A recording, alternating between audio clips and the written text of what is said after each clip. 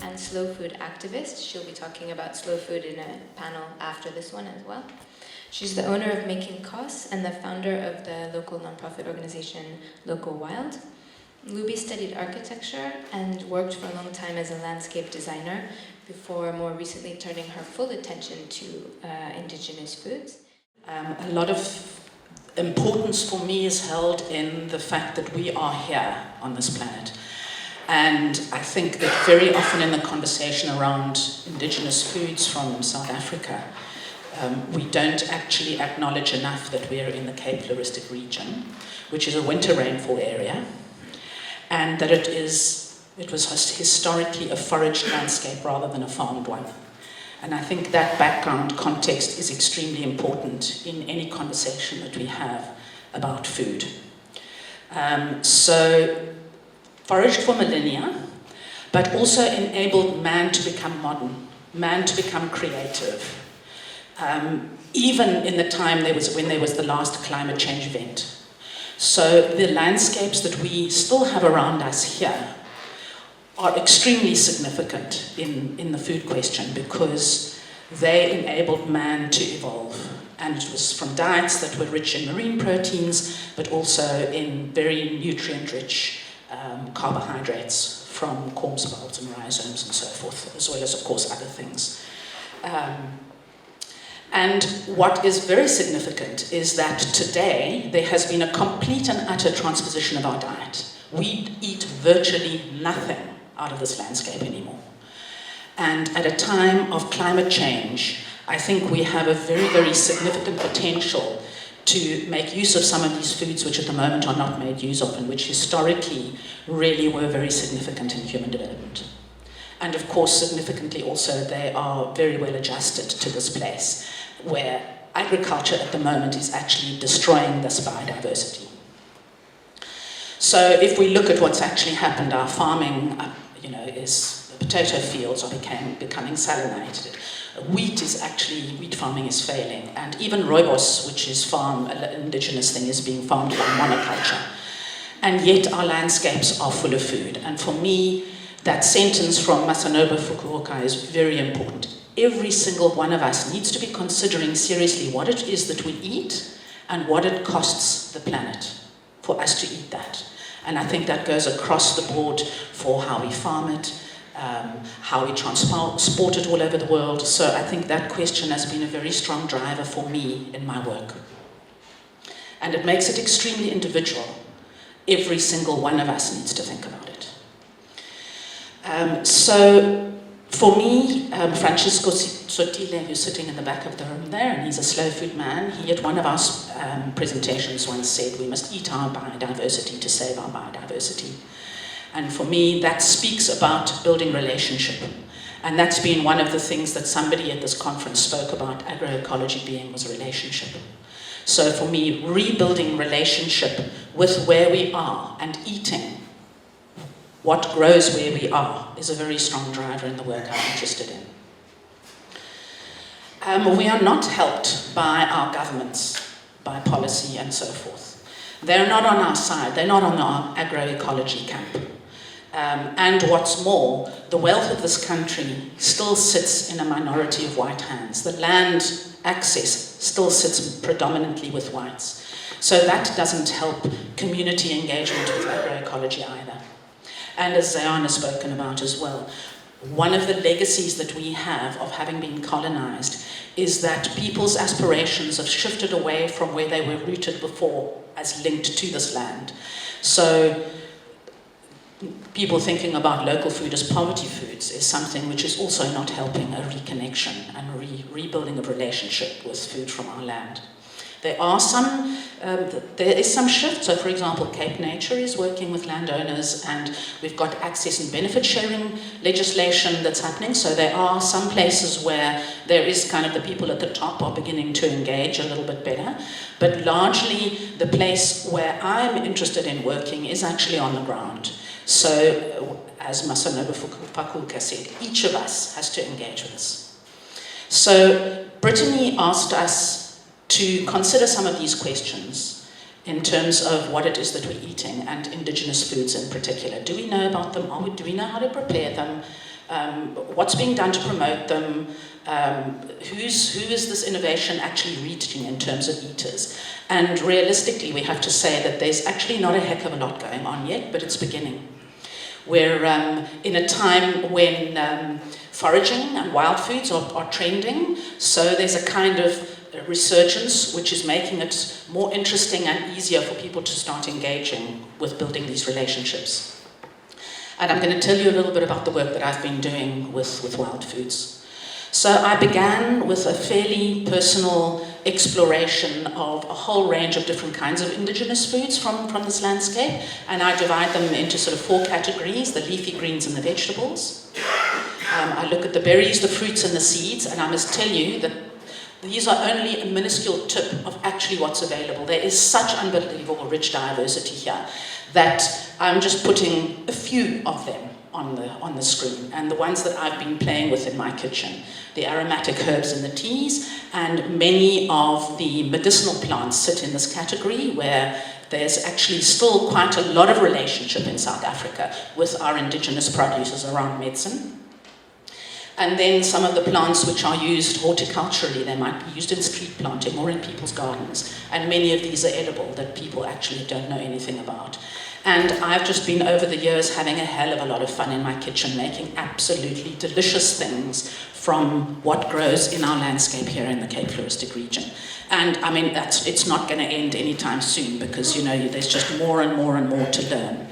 And I was sharing a lot of that in workshops, and it would generally have been with people who could pay for it. So in a sense, I was playing in that space of working with wealthier people, the elite in a sense, who could afford to learn the stuff. And as I continued with this work, I really began to realize I need to engage differently with this. I can't actually be playing into these spaces anymore, because some of the work that I was doing was actually beginning to valorizing these foods, was beginning to place them at risk. Because a lot of the work that was happening around these things related to foraging, it meant that going out, if there was going to be a big upsurge in interest in these, the only way at the moment that these can be accessed is through foraging, because there's no cultivation yet. And I realized that if I was really going to be serious in trying to build relationship between people and the foods from this land, I needed to approach it differently. So I began to look into cultivation. And I also saw that there's a huge gap in knowledge, so I tried to draw research into this space.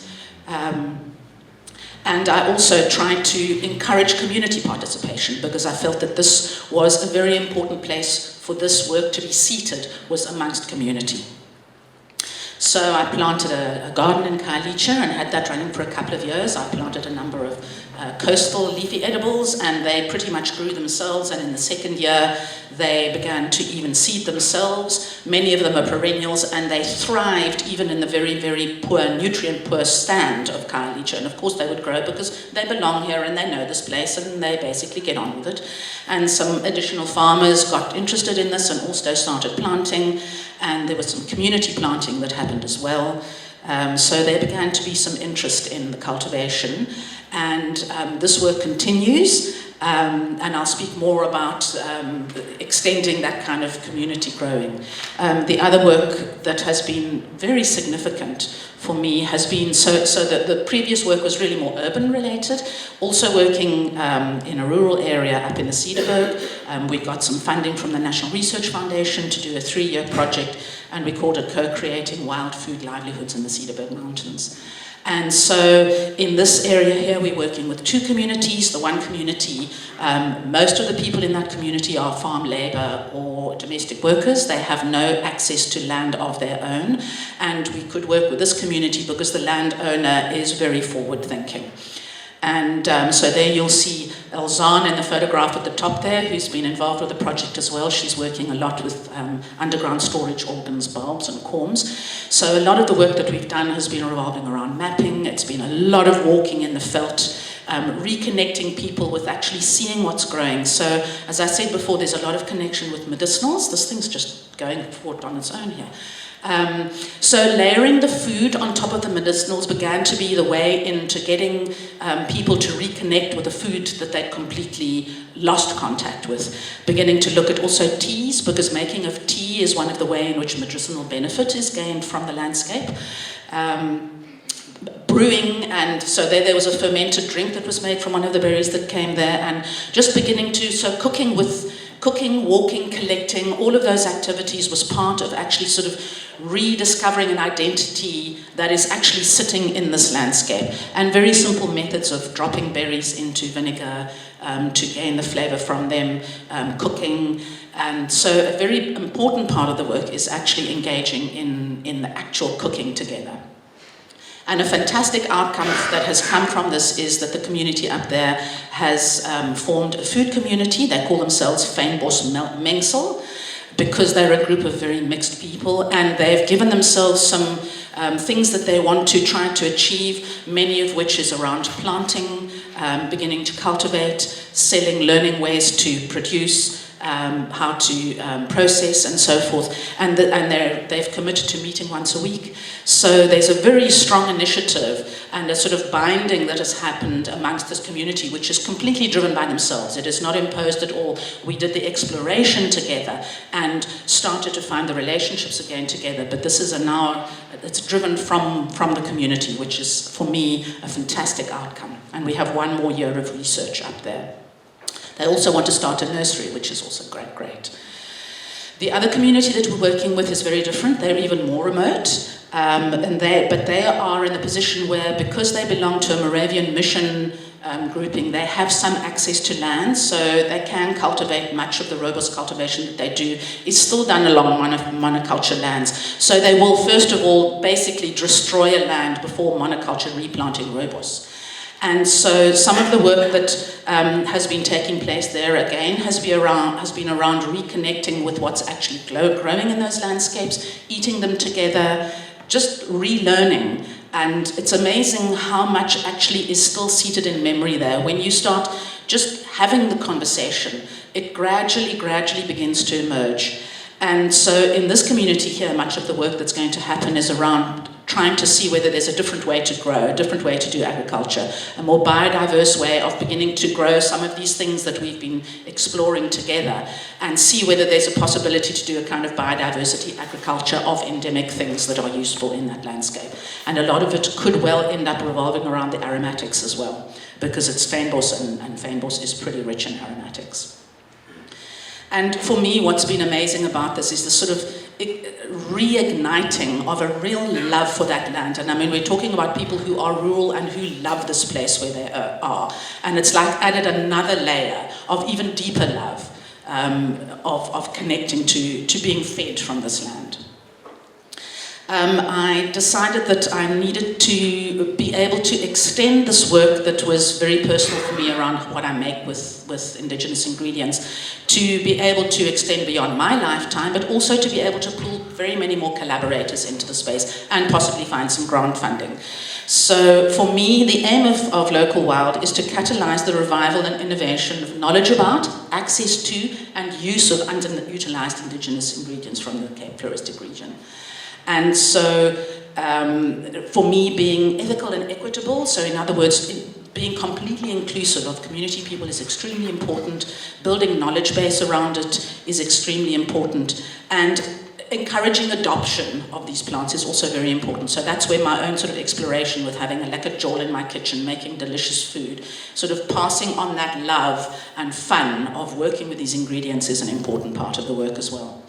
So one of the projects that I've started with, and at the moment this organization is still unfunded, but it's remarkable what can be done with no money and interest and passion, is I've started a project called the Chef Supported Agriculture Project. And I decided that what needed to happen here was to throw chefs who are showing interest in these things and growers who are also showing interest in indigenous foods together into the same space, so that together we could co-create a market for indigenous foods. Because chefs are interested, but they don't really know where to get the ingredients because it's kind of trending internationally, and some of them maybe start doing some foraging, but it's kind of like it can't really take hold because it's kind of not there enough in a busy chef's life to be able to get these ingredients. And the farmers are interested because a sort of reconnection with identity is emerging, but they don't know enough about these plants, and they don't know how to grow them, and they don't know where to get the seed. And so I thought, let's throw this group of people together into the same space and together find a way to actually make this thing happen.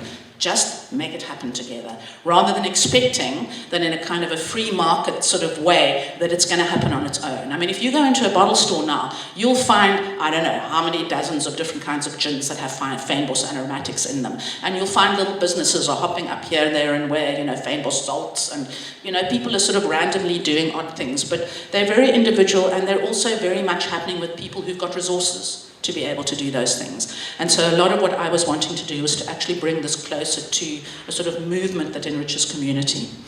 And so it's kind of snowballing. The number of people who are interested in participating in it is snowballing, and we're now embarking on this coming season being one where many of the farmers will now start to plant.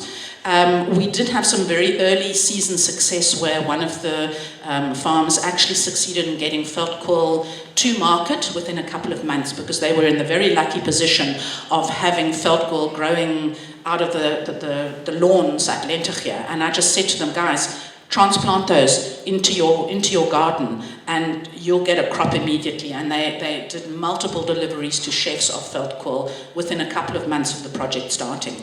Because of course these foods want to grow, they grow themselves, they know this place, they're used to this place. And I mean, I'm not really addressing the slides a heck of a lot, but anyway, so for the long-term success of this project, there's several things that need to be met, some of which are being addressed at the moment, but many of which I'll need to sort of stretch and try to draw money closer. Money is going to be one of the things that's going to be very important to help.